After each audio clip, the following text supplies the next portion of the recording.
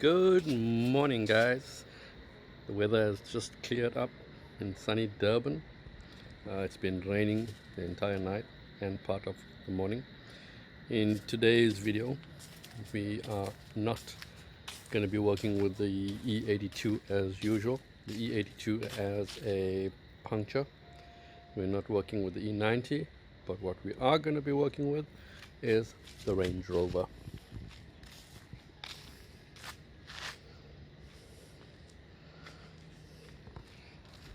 As you can tell, the Range Rover is sitting on the bump stops.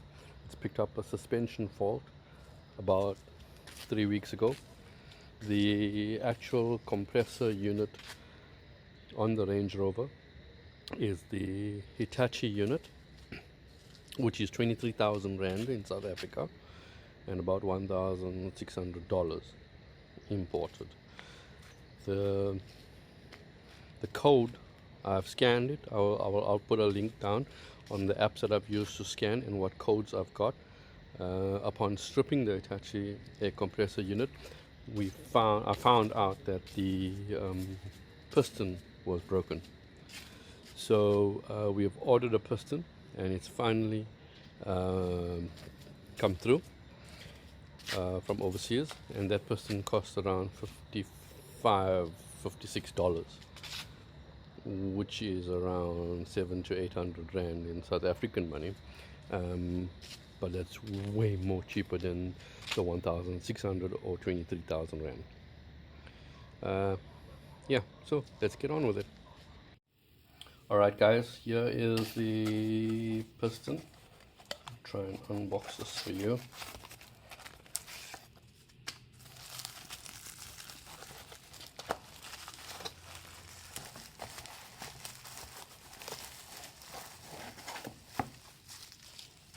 Go, that's just the wrapping, and here we have it. It's the piston and the bore and the screw that holds the con rod in place. As you can see, it's quite tight in there. It's quite snug. Looks very decent. And let's hope by fixing this, it's a new bearing in there as well. Let's hope by fixing this clears the fault on the Range Rover, and then we can finally raise it off the bump stops. Alright guys, we are at the rear trunk boot for the Range Rover, and we just pick up this mat. I've already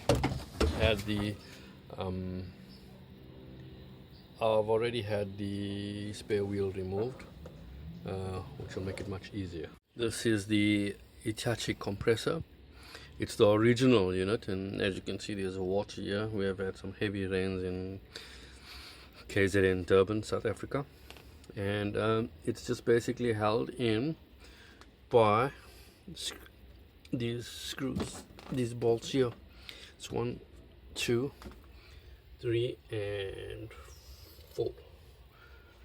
Once it's removed, you can just pick up this cover, and guys, this is what your compressor will look like if it's OEM. You've got the compressor there, which is there.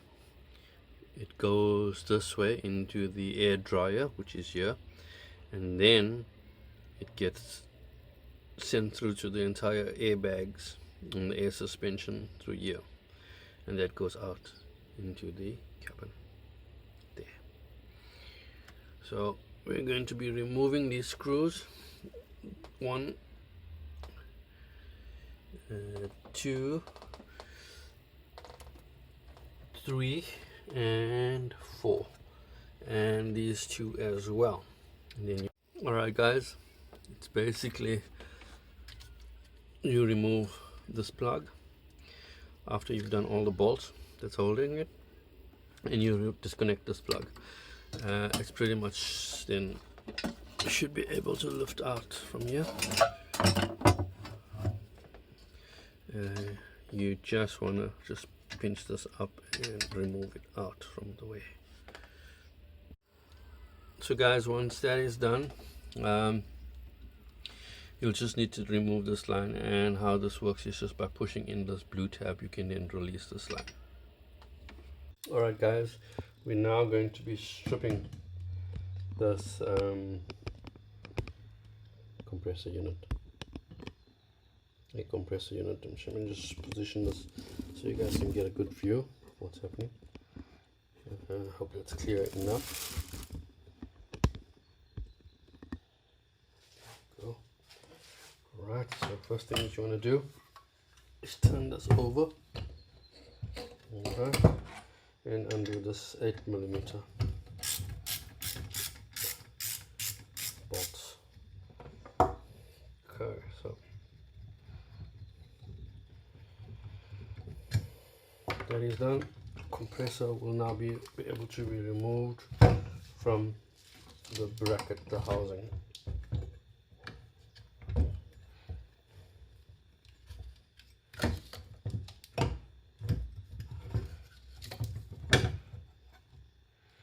Yes guys, don't forget this cable here. Just push in and it will release. There we go. That's, and there you have it. These are the two brackets. There you have your compressor unit. So what we're going to be doing is opening this cover and changing this piece so that it all works in harmony.